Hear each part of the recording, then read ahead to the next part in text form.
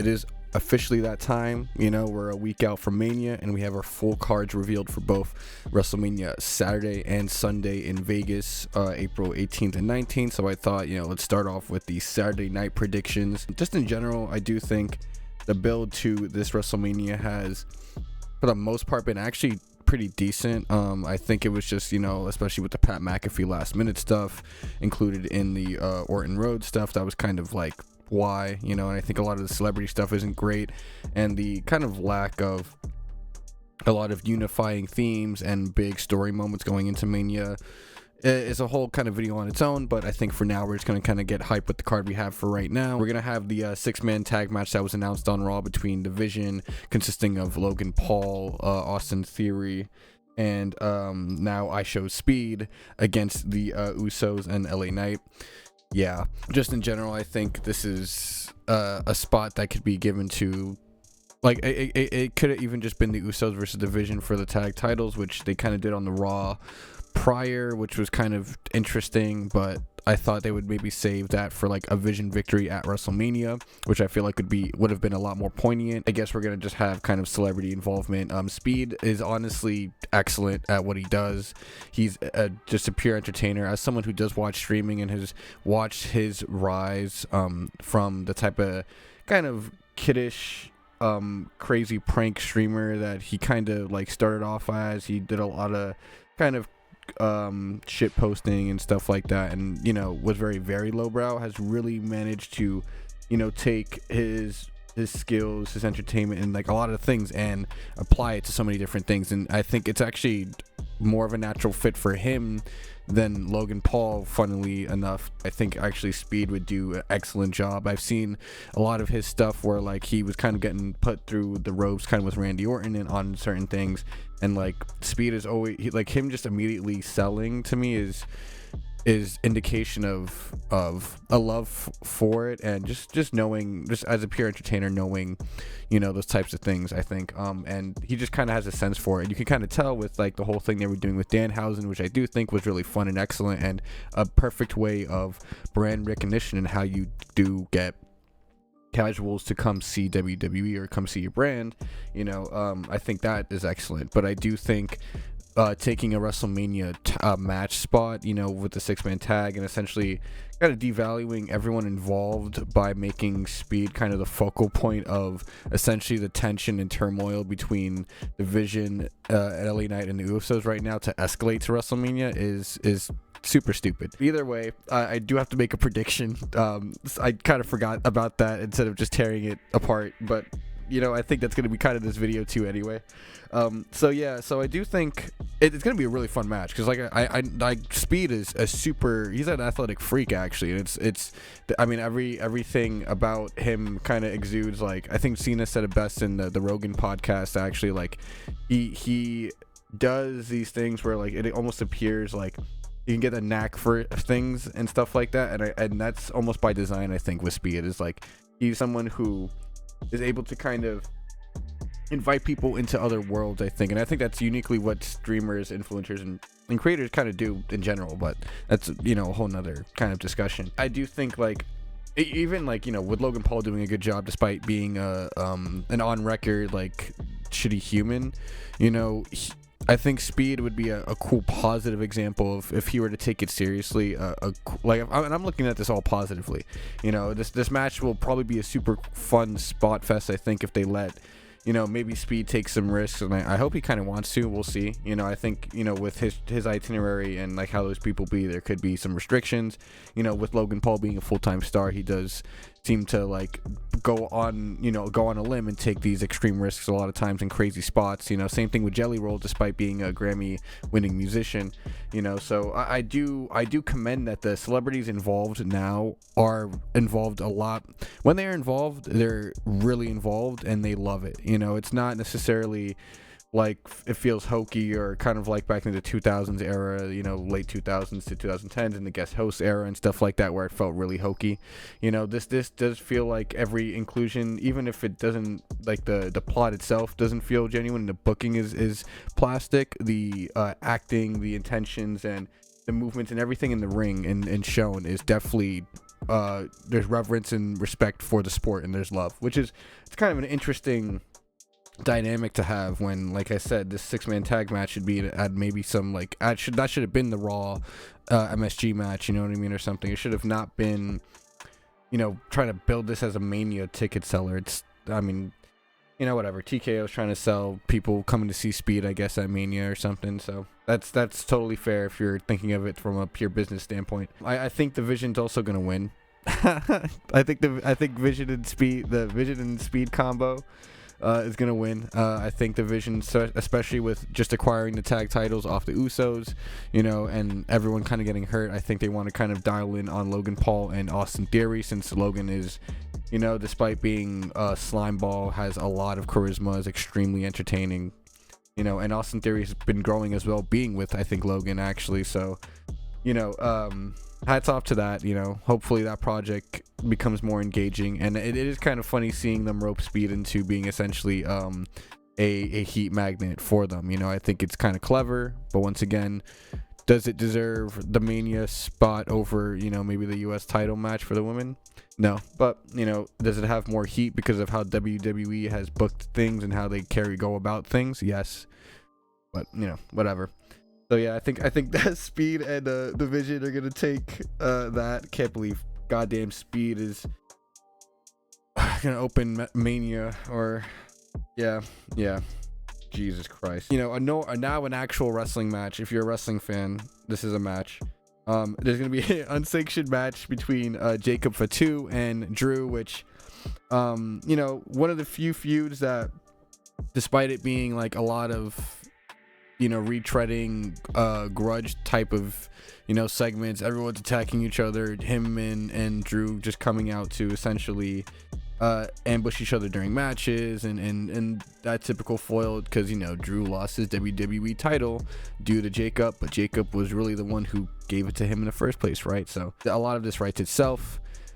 Decent single kind of men's feud. Also, though, I think if we were gonna do this, you know, I don't know. I don't like that we have, I feel like, these grudge matches, but then we didn't have like the US women's title match. And also looking kind of at this whole card, there's not like a single feud or one-on-one women's match, I think, that's not for a title, which kind of, yeah, but whatever. This does have the justifications for a Mania match. Both Fatu and Drew elicit crazy reactions, and it should be a really fun time.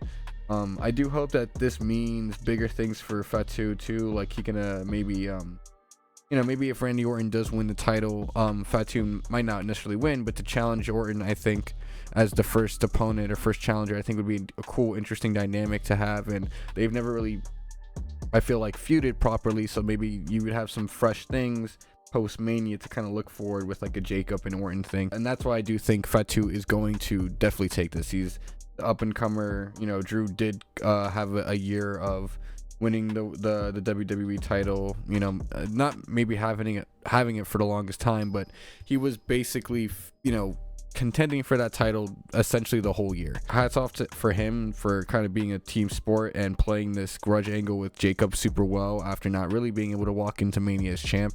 I do think that Fatal 4-Way for the title and Drew still having it would have been a more interesting kind of thing, especially with, you know, how they kind of, you know, soured Randy and Rhodes' potential rivalry in the worst way possible, which I literally couldn't even possibly conceive. Actually, it's genuinely that baffling. But, you know, I think that's one of WWE's strengths sometimes, is that it's kind of like anime, where, like, you know, like an anime like throws like some weird like sexual assault or completely backwards or misogynist thing in your face, and you're supposed to like laugh at it because like they think it's funny. It feels like one of those things where it's like, okay, yeah, like, you know, TKO wanted to boost ticket sales, so we're just going to completely hijack any nuance or storytelling that was happening in this TV program you were watching. I digress. I think Jacob Fatu is gonna win against Drew. It should be a really fun match. Yeah. We're gonna move on. This is kind of, I didn't realize how much air I had on WWE right now, especially post Dynasty. Doing predictions for Mania is super hard right now. I can't lie. One of the matches I'm looking forward to, and I'm hoping that it gets good time and it isn't just like it isn't bad. Is the WWE Women's Tag Team Championship Fatal 4-way match, which I think should be a TLC match or like some crazy gimmick match. I feel like these women can do like some crazy spots or something. This should be fun. But we're getting Nia Jax, Lash Legend as the champs, who have been dominating this super stacked women's division, women's tag division, which is the most stacked tag division possibly in all of North America. And if booked properly, you could main event shows with it. You have Charlexa, right? You have Bayley and Lyra, and then you have the returning Bella Twins.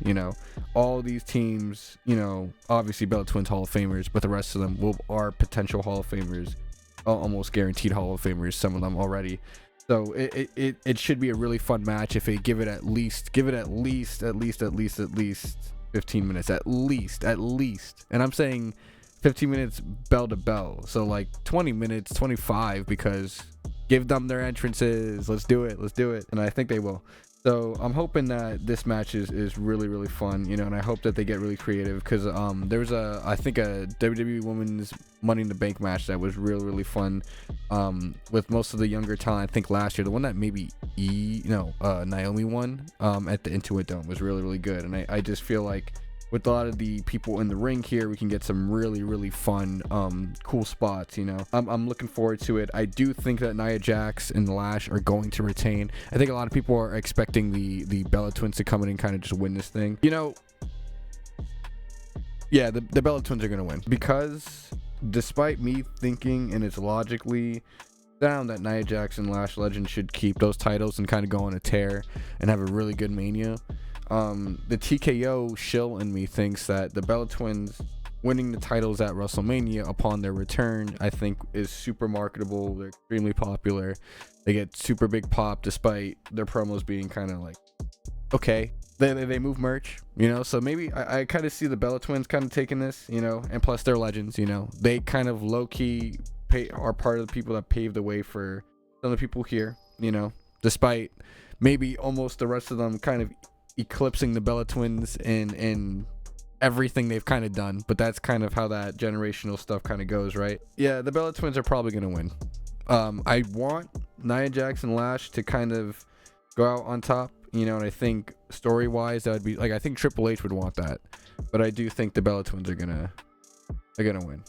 So yeah, I think the Bella Twins are gonna win the tag titles here at WrestleMania, because then they were in an era where they couldn't ever contend for those titles, and so there is that story there that they were kind of like trying to tell, which I think is pretty legit. So there's that silver lining. Yeah, the Bella Twins are gonna win, but I do think Nia Jax and the Lash Legend should kind of go with the W here, but Bella Twins are going to win. And now we have the Women's IC Championship match between the champion AJ Lee and the challenger Becky Lynch. This is the, I think, third go-about between these two, where we're kind of having, this retread essentially of Becky and AJ kind of having these mind games, and, AJ kind of running roughshod on Becky's mind this whole time. I will give it to Becky Lynch. She's one of the best, period, right now, in terms of just her promo. Like, no matter who she's in there with, and she's in there with AJ Lee, so like it's extremely compelling because AJ Lee is obviously no slouch either, right? Becky's just so good at like selling for other people in terms of like when they're exchanging, you know what I mean? And I feel like we really get this idea that Becky's kind of obsessed with AJ Lee more than she's obsessed with the IC title, and the idea that she's even the best that she like proclaims, right? I do think that they will have a really fun match here, but I was always of the opinion, like I've said before, that similar to how Penta is kind of defending his title in a ladder match for it, and there's a showcase of kind of the workhorses of the men's division. I feel like the IC title here, while it is in a prevalent story that's great, I do feel like it could have been a similar showcase for many of the women who, even through the AJ Lee and Becky Lynch feud, have been built, and Maxine Dupree and Ivy Nile and Natty, seeing some sort of inclusion here at Mania. And maybe that might happen in interferences. Like I can see Natty essentially interfering and maybe helping Becky Lynch win the title here, or her interfering, and then to come to AJ Lee's aid is Maxine Dupree, so it could level out like that. I'm going to say, since they're running it back, Becky Lynch is going to actually take it back, and they might swap the belts. I think that there's more of a compelling narrative here if we have a heel kind of with the title that the faces of the division can kind of chase, because the heels that AJ Lee kind of has would be, I think, like I said, Ivy Nile. I guess if we look at everything, we can have like some of Jade's goons in terms of Michin and a B-Fab, which would be pretty solid. I think you have some heels, but they're not at the heat level, I think, necessarily, of like a Liv Morgan, which is already someone who's contesting kind of for the world title at this point. So it is kind of hard, but I do think like what they're doing with Penta, you give Dicey title, you give those belts the U.S. title match as well, which they could have done. You give it as a showcase opportunity for maybe the moderately popular or people who are starting to get steam or momentum, that opportunity to really show out or have a start-defining moment that then pulls them forward. Regardless, I am looking forward to this match because it is two women who, are excellent at the craft and have made this feud, despite its limited appearances from AJ Lee, and that's kind of the potatoing with the belt.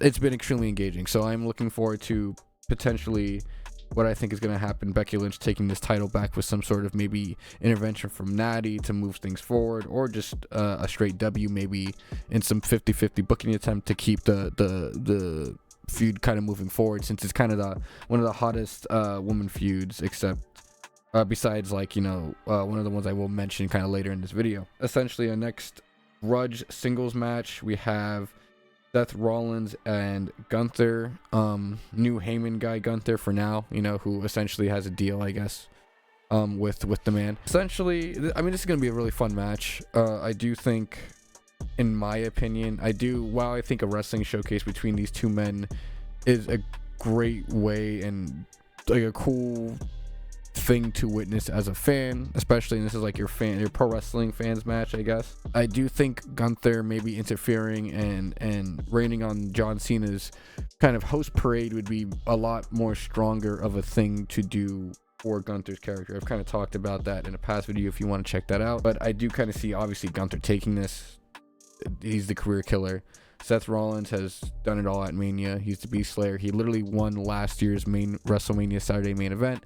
I think he can take a loss right now, even though he just returned. I think he can take a loss right now to someone who I think is kind of on the upward trends right now of essentially contesting and being one of the most, essentially the biggest and most major heel, in the next year or two, essentially, with what he has done and what they can prime him to be if they let him maybe even take a world title or be, a foil to Cody. And these two can essentially have a really big feud at some point. We'll see what they kind of do with that. I don't really think there's much to gain from Seth Rollins kind of getting the W here, just because I think Seth Rollins is so already made that there's really like a dub over Gunther only really doesn't really cement much for Seth's legacy, unfortunately, just because I don't think for Seth Rollins' already Hall of Fame resume, it really makes any sense for him to have a victory there. It doesn't really add to it. But for Gunther to have a victory over Seth Rollins at Mania is totally viable, and we can even do the angle of like Seth just coming back and then maybe Gunther putting him on the shelf immediately again, kayfabe, to claim Rollins' career, because he wants someone who's modern, maybe a modern legend, right? Could be some potential stuff happening there, but I see Gunther regardless taking this W, just because I think they see him as, even TKO, I think they all see him as like a marketable, incredible bad guy to always have your face up against. So I do see Gunther kind of taking that to cement that legacy. And then one of our main events kind of for Saturday, we have the Women's World Championship match, and this build, while I think booking wise hasn't been the strongest, these two women have made the little time they get in each of these segments and have brought fire, an accidental fire, right? With like what we've seen with like the beatdowns from Liv and Stephanie, they were given to each other. Liv whacking her across the LED panels on the entrance, the infamous shove into Roxanne that we thought was gonna give us, you know, 2 CTE like events. Holy, like I completely underestimated the heat that these two were gonna have for each other going into Mania, and I am so glad to be wrong on that. I mean, I knew the match was going to be fun, but the way they've kind of built this and you know, Liv kind of eventually kicking off Stephanie from that slow build of choosing her at the Rumble, or, you know, post Rumble, and into what we have now, which is like a kind of a really, really good blood feud. When Stephanie calls you a brainless bitch, like it just felt, with how they're writing and doing all this, like, in the little time they got, we do get the story of Stephanie being unbothered by Liv, and then eventually Liv's, you know, character and everything just getting under Stephanie's skin, eventually to the point where they're both like kind of throwing hate at each other, and even Liv is you know what I mean, I think it's done really well, actually, despite I think the time that it should have been given, you know, more of. But in general, I'm really looking forward to this, and this is another hard one where it's like, you know, with the year Stephanie's had, you know, is her first, because Stephanie hasn't really had her first big kind of L or like defeat, if that makes sense. Like, she's been kind of genuinely untouchable. You know, even Jade Cargill has had her aura kind of broken, not in a bad way, but like, you know, with her heel kind of persona, with like the whole thing that happened with Naomi and Bianca, you know what I mean? We saw how her shift in character has kind of undermined her potential to be untouchable, but has made a compelling heel character that is great, I think, right now. With Stephanie, you know, especially being a face, like, she genuinely kind of has that untouchable aura, and it's like, with WWE booking, do we let essentially like Liv the Bully here win, you know, or do we? It's still, I think, a compelling story, because if you have Stephanie lose here, you know, and it's her first big L, especially when she essentially feels like she outclasses Liv in terms of wrestling IQ and all these things, yet she somehow, maybe most likely due to Liv's resourcefulness and, you know, her posse and everything, essentially you have Stephanie start becoming more ruthless, and on the chase back for the title becomes a more compelling and charismatic character. That's kind of what I think I would do, especially with Stephanie being so new, because I don't think, you know, I do think Liv is popular, and I know she's the obvious heel here, but I do think in the way fans are extremely fickle, I do think having Stephanie maybe lose the title here kind of abruptly and not have an extremely long reign that lasts to like another big four or something like that, you let her have some contention and struggle that gives her more context as a character that we can latch onto, you know. So, you know, because she is going to be one of the top faces, obviously they see her as big money. She's in her first year going into WrestleMania as a world title holder, especially after defeating essentially one of the biggest stars completely clean, after coming up from NXT being a double champion. It was like, her trajectory is essentially prodigy level, and they're booking her that way. And in that, how do we keep that compelling, just like how they've been trying to do with like someone like Gunther, you know? How do we keep that compelling and move that forward without titles, with titles, in terms of keeping the reign relevant? I think since it is Mania, you know, I think a lot of people do expect kind of shock and awe, so I do think Liv might have the edge here and will win, due to being that veteran, being the sly person, being someone who she knows she's getting underestimated by Stephanie, because Stephanie, you know, is probably priding herself on wrestling, and this is like, I guess within the kayfabe speak, right? But I think it would be an extremely compelling W for Liv if they do it this way. I think, obviously, like how I just laid it out, there's a lot there for them to kind of grab to make it really compelling and push it forward and keep the feud even going past Mania. I do think Liv actually is going to take it here, you know, despite maybe it feeling obvious that, you know, Stephanie will go on to continue to be undeniable. But I think in part of being undeniable, there needs to be roadblocks ahead of you that test your character, just like how they kind of done with Cody in terms of like WrestleMania 39 to WrestleMania 40, right? I think it's kind of a similar trajectory if they'd like to do that, I think. And I think that's kind of what might happen, actually. So I kind of do see Liv winning this, especially when she's coming out with a music video. She's super marketable. She's been in movies. There's viability also, Liv, even as a heel, with her character being world champion. And I think, you know, it's not going to be at the cost of Stephanie losing the title. It's going to be it's not going to be an expense, essentially. It's going to be an addition it's going to be a wrinkle in Stephanie's character to have to overcome, essentially, someone like Liv. And now we'll move on to our main event of Saturday night. Perhaps one of the greatest builds to a main event of WrestleMania ever in the history of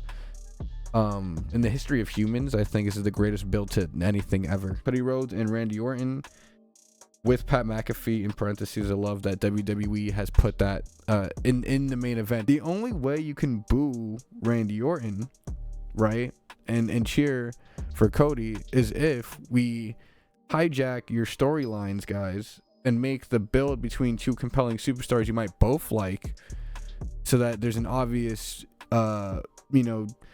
yay boo kind of dynamic, because we're scared of what happened like last year with John Cena. It just feels like that. That's what that feels like. And the fact that there's not necessarily just only heat for that situation, but heat for that being the play is the problem. But WWE, even during Vince era, has operated on that like meta quasi level, which it just, all that does is make the stories and kayfabe fabric of wrestling feel weak. That's all you're doing. The SmackDown segment was entertaining, where Pat is like miming Cody's theme song, right? And Pat is extremely entertaining, but at the end of the day, you can't sacrifice everything for these cheap pops and stuff like that if it fundamentally is going to drive away a lot of the base or stir up controversy more than it would drive fan interest. To be honest, it can go either way, and it doesn't really matter to me, just because I feel like the way they've taken this route